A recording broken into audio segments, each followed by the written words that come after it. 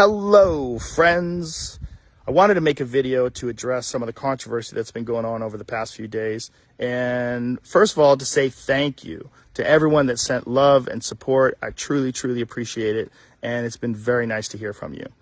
I wanted to make this video, first of all, because I think there's a lot of people that have a distorted perception of what I do, maybe based on sound bites or based on headlines of articles that are disparaging. The podcast has been accused of spreading dangerous misinformation, specifically about two episodes, a little bit about some other ones, but specifically about two. One with Dr. Peter McCullough and one with Dr. Robert Malone. Dr. Peter McCullough is a cardiologist, and he is the most published physician in his field in history. Dr. Robert Malone owns 9 patents on the creation of mRNA vaccine technology and is at least partially responsible for the creation of the technology that led to mRNA vaccines. Both these people are very highly credentialed, very intelligent, very accomplished people, and they have an opinion that's different from the mainstream narrative. I wanted to hear what their opinion is. I had them on, and because of that, those episodes in particular, those episodes were labeled as being dangerous. They had dangerous misinformation in them. The problem I have with the term misinformation, especially today, is that many of the things that we thought of as misinformation just a short while ago are now accepted as fact. Like, for instance, 8 months ago, if you said, if you get vaccinated, you can still catch COVID and you can still spread COVID, you would be removed from social media. They would ban you from certain platforms. Now, that's accepted as fact. If you said, I don't think cloth masks work, you would be banned from social media. Now, that's openly and repeatedly stated on CNN.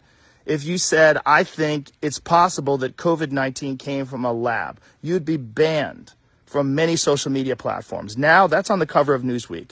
All of those theories that at one point in time were banned were openly discussed by those two men that I had on my podcast that have been accused of dangerous misinformation. I do not know if they're right. I don't know, because I'm not a doctor, I'm not a scientist. I'm just a person who sits down and talks to people and has conversations with them. Do I get things wrong? Absolutely, I get things wrong, but I try to correct them. Whenever I get something wrong, I try to correct it because I'm interested in telling the truth. I'm interested in finding out what the truth is. And I'm interested in having interesting conversations with people that have differing opinions.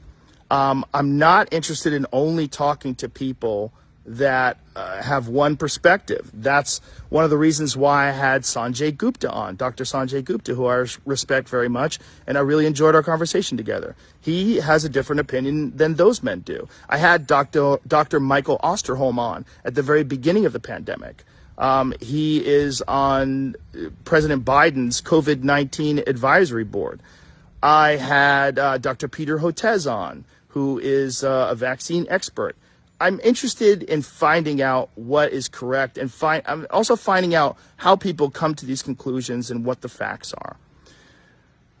Now, because of this controversy, and I'm sure there's a lot of other things going on behind the scenes with these controversies, but Neil Young has removed his music from the platform of Spotify, and Joni Mitchell and apparently some other people want to as well. I'm very sorry that they feel that way. I most certainly don't want that. I'm a Neil Young fan. I've always been a Neil Young fan. I'll tell you a story at the end of this about that.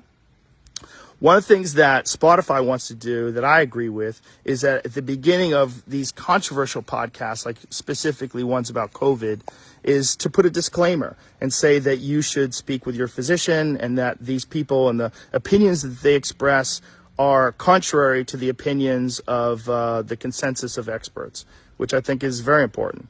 Sure, have that on there. I'm very happy with that. Also, I think if there's anything that I've done that I could do better is have more experts with differing opinions right after I have the controversial ones. I would most certainly be open to doing that.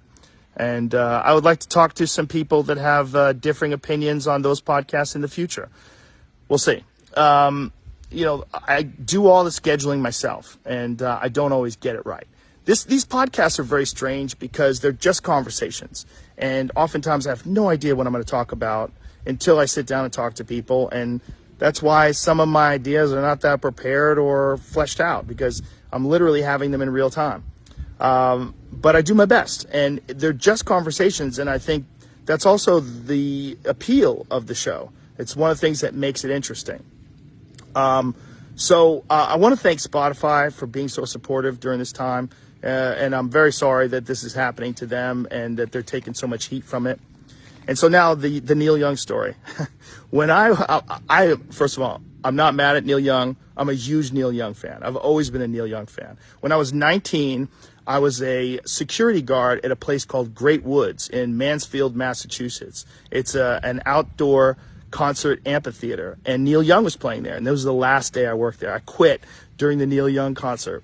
The job was kind of crazy because there was a lot of times it was fights broke out and stuff, and I think I probably got like $15 an hour, and I was not about to get beat up for $15 an hour. So I would bring a hoodie with me whenever I worked. So in case the shit hit the fan and it got too crazy, I would just put my hoodie on and leave and cover my security outfit, my security shirt.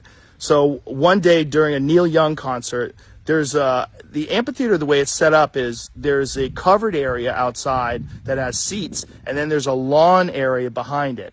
And the lawn area during the Neil Young concert, they got a little rowdy. It was cold out, and they started bonfires. So they had these raging fires on the lawn, and we were supposed to go and put these fires out and stop them. So we tried for a little while, but then brawls started breaking out, and it started getting crazy. And I was like, fuck this. So I put my hoodie on, I zipped it up, and I left. And I drove home, and as I was driving home, I was singing, "Keep on rocking in the free world." That was my last day on the job. I don't even think I collected my last check. So no hard feelings towards Neil Young, and definitely no hard feelings towards Joni Mitchell. I love her too. I love her music. Chucky's in Love is a great song. I don't know what else I can do differently other than maybe try harder to get people with differing opinions on right afterwards. I do think that that's important, and do my best to make sure that I've researched these topics, the controversial ones in particular, and have all the pertinent facts at hand before I discuss them. Again, I'm not trying to promote misinformation. I'm not trying to be controversial. I've never tried to do anything with this podcast other than just talk to people and have interesting conversations. I didn't plan it. I can't believe it's as successful as it is. It was never really an idea that I had. The podcast started off as just fucking around with my friends and having fun and talking. And then when it became popular, other people wanted to come on, and I was like, oh, it'd be cool to talk to that person. Oh, he's interesting. Oh, she's got a cool book out. And then, boom, it's become what it is today, which is like some out-of-control juggernaut that I barely have control of. So my pledge to you is that I will do my best to try to balance out these more controversial viewpoints with other people's perspectives so we can maybe find a better point of view. I don't want to just show the contrary opinion to what the narrative is. I want to show all kinds of opinions so that we can all figure out what's going on, and not just about COVID, about everything, about health, about fitness, wellness, the state of the world itself. It's a strange responsibility to have this many viewers and listeners. It's very strange, and it's nothing that I prepared for, and it's nothing that I ever anticipated.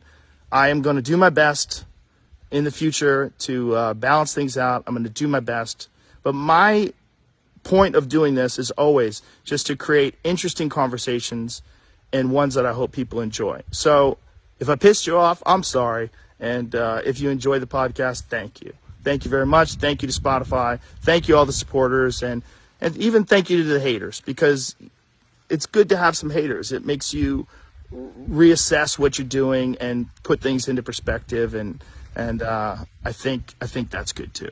All right. Much love to you all. Thank you to everyone. And I'm going to do my best.